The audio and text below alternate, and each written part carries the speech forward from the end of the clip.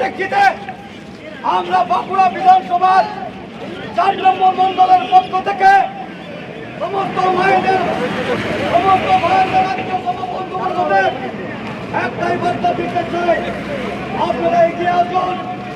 আমাদের এই সমবেত সমস্ত প্রয়াসে হিন্দু নিয়ে সকলে সমবেত হন। আজকে দিকে আমরা দেখতে পাচ্ছি অগণিত আমাদের সনাতনী ভাইয়েরা আজকে সমবেত হচ্ছে। রাস্তার দুদিক থেকে জয় শ্রীরামের আওয়াজ উঠছে। হিন্দু হিন্দু ভাই ভাই এই স্লোগান নিয়ে এবারে একেবারে পোস্টার হাতে নিয়ে রাস্তায় নেমে পড়লেন। যারা আমাদের জাতীয়তাবাদী নাগরিক বাস করেন তার মধ্যে হিন্দুর মধ্যেই সমস্ত সম্প্রদায় পড়ছে। যে সমস্ত সম্প্রদায় পড়ছে তাদেরকে আমরা বার্তা দিচ্ছি যে আপনারা সকলে এবারে জাগ্রত হন, আর ঘুমিয়ে থাকবেন না। আজকে মায়েদের উপরে অত্যাচার, আজকে দেবদেবীদের মূর্তি ভাঙা, আগুন লাগিয়ে পুড়িয়ে দেওয়া, এই অত্যাচার আজ সহ্য করা যায় না। আজকে এটার জন্য আমাদের প্রতিবাদ হিসাবে রাস্তায় নামতে হবে। সেই প্রতিবাদ গণতন্ত্র পদ্ধতির প্রতিবাদ থাকবে। গণতন্ত্রকে হত্যা করে নয়, গণতন্ত্রকে রক্ষা করে আজকে আমরা রাস্তায় নেমেছি। আগামী দিন এই সনাতনীর আওয়াজ প্রত্যেকটি কোনায় কোনায় আমাদের পৌঁছে যাবে। 26-এর নির্বাচন কি এই স্লোগানকে সামনে রেখে? নিশ্চিত ভাবেই আমরা বলতে পারি যে এই নির্বাচনে সনাতনীদের রক্ষার লড়াই, মান সম্মান রক্ষার লড়াই, আত্মসম্মান রক্ষার লড়াই এবং যেভাবে প্রাণ সংশয় হচ্ছে সেই প্রাণ সংশয়ের রক্ষার লড়াই থাকবে আগামী 26-এর নির্বাচন। প্রস্তুতি কি শুরু হয়ে গেল? একদম শুরু হয়ে গেছে। আমরা রাস্তায় নেমে গেছি। আগামী দিন আমরা রাস্তাতেই থাকবো, জনগণের সাথে থাকবো, জনগণের হৃদয়ের সাথে আমরা পৌঁছাবো। এইটুকু আওয়াজ নিয়ে সমস্ত দুনিয়ার হিন্দু এক হও, এই স্লোগান আমাদের থাকছে। তৃণমূল তো বলছে সাম্প্রদায়িকতার রাজনীতি করছে। তারা সাম্প্রদায়িকতা বিভেদ সৃষ্টি করেছে।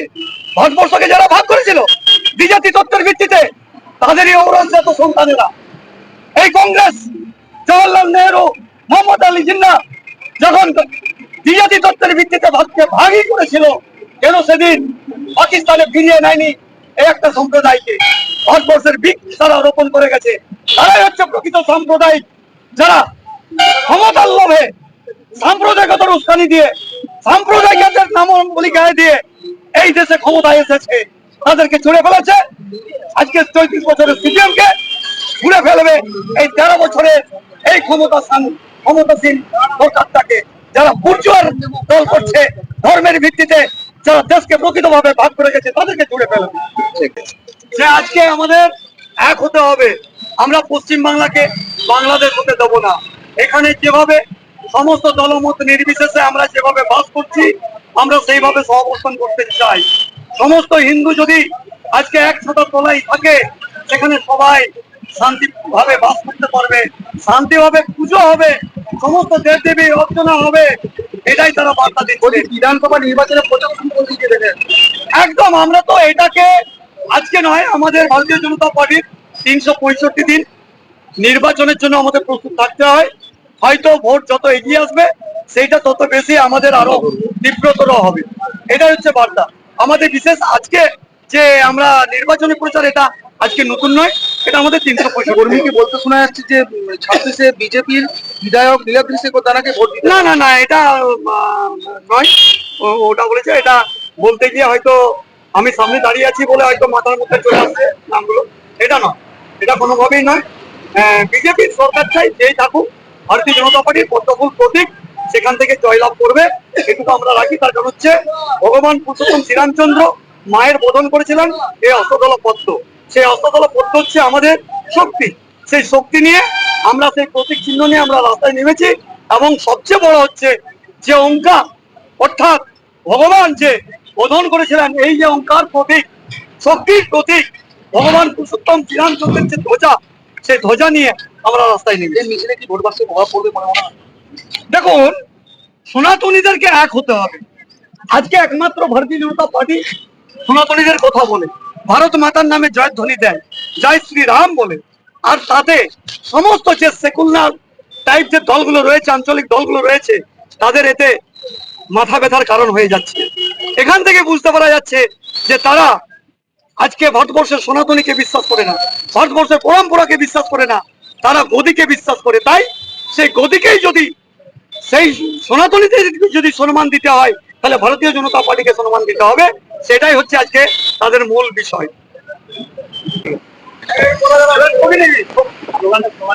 হিন্দু হিন্দু ভাই ভাই, হিন্দু হিন্দু ভাই ভাই, চলো সবাই রামনামে মিছিলে যাই। হিন্দু হিন্দু ভাই ভাই, হিন্দু হিন্দু ভাই ভাই, চলো সবাই রামনামে মিছিলে যাই। হিন্দু হিন্দু ভাই ভাই, যারা বাসে সমস্ত হিন্দুরা ভোট দেবেন, একবার করে ভোট দেবেন। তৃণমূল কংগ্রেস যেন একটা ভোটে যেন না পায়, অন্য কোন দল হিন্দুদের ভোট একটাই যেন না পায়, তার উদ্দেশ্যে আমরা বলতে এসেছি, আপনারা হিন্দু, আপনারা কর্তব্য চিহ্নে ভোট দিন। আমাদের সমস্ত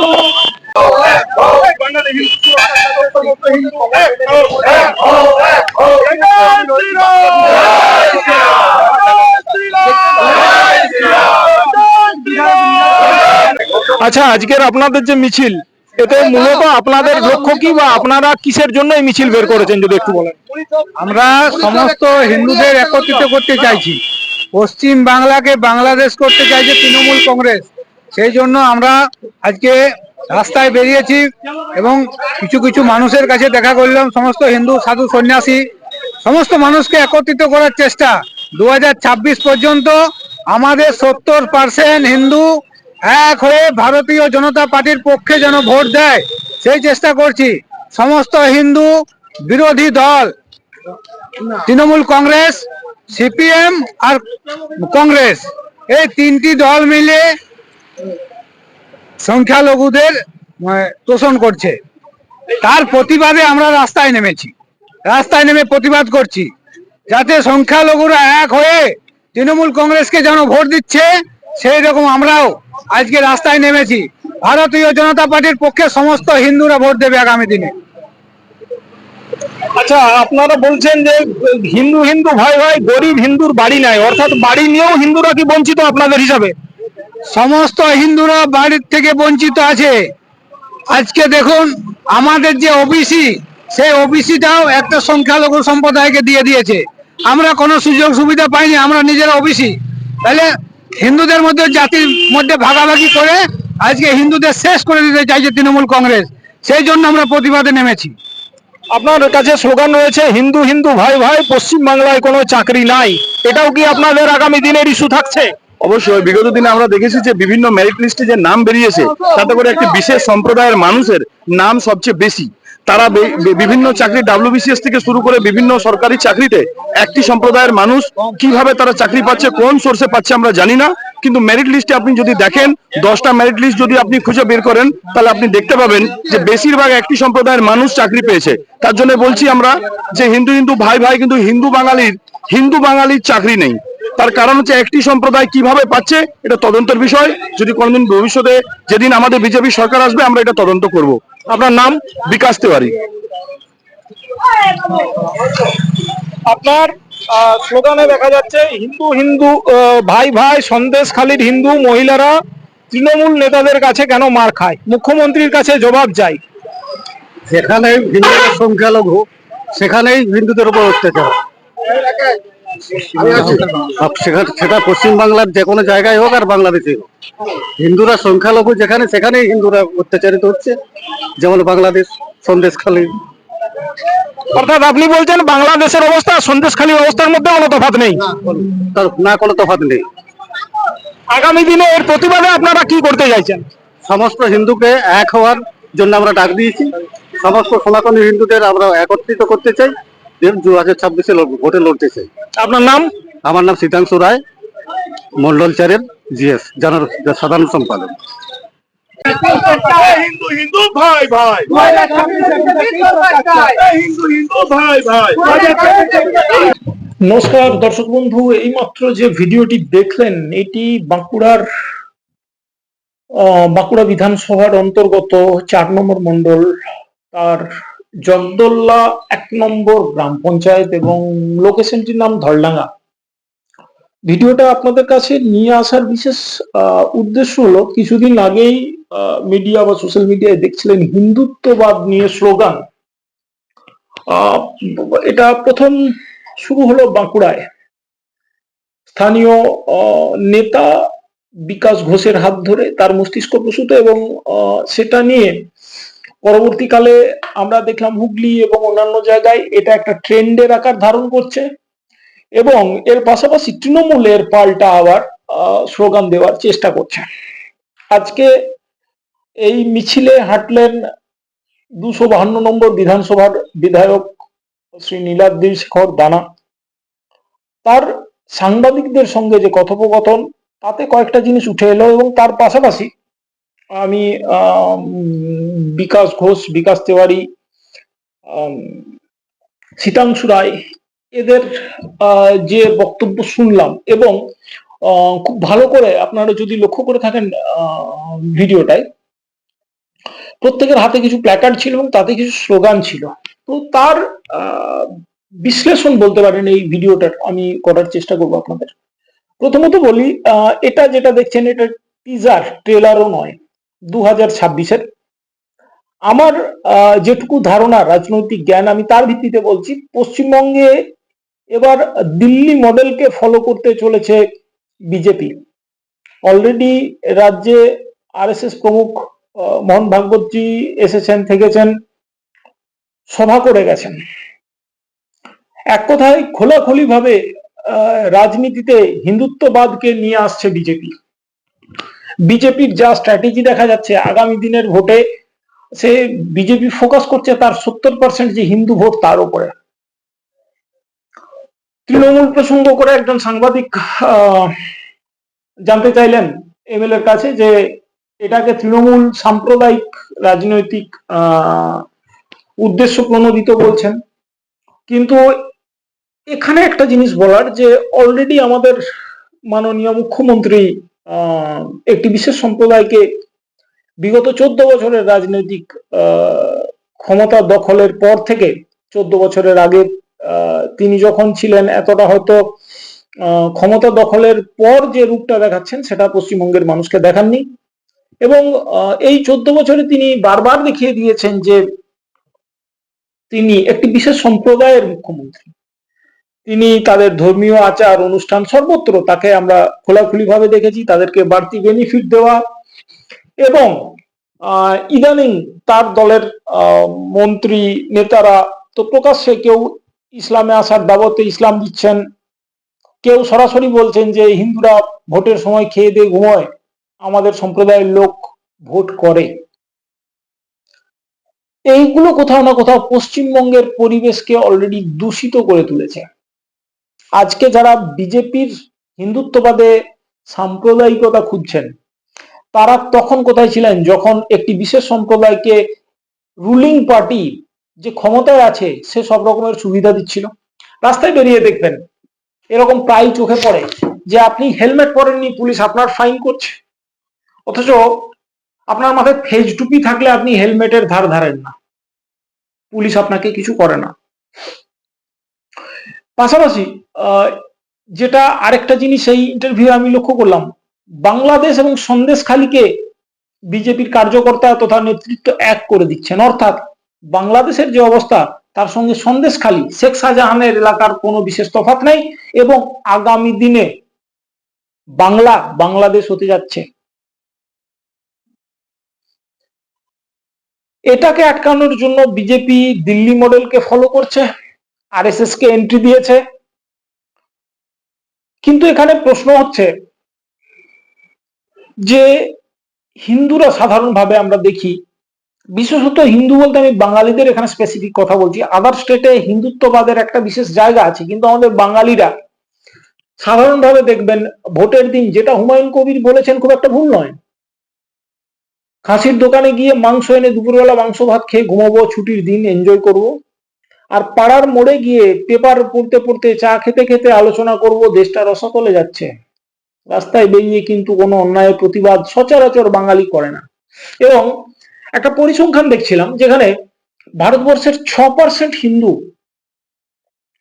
ভারতবর্ষে হিন্দুদের পক্ষে কথা বলছেন এবং হিন্দুরা যে দীর্ঘ 70 বছর ধরে সংখ্যাগুরু হয়েও সংখ্যা মানে লঘুর মতো ট্রিটমেন্ট, যেটা অলরেডি পাকিস্তান বা বাংলাদেশের মতো হিন্দুরা যে ধরনের ট্রিটমেন্ট পায়, কোথাও না কোথাও এখানেও হিন্দুরা বকলমে সেই ট্রিটমেন্টটি বিগত সরকারের কাছ থেকে কেন্দ্রেও পেয়েছে।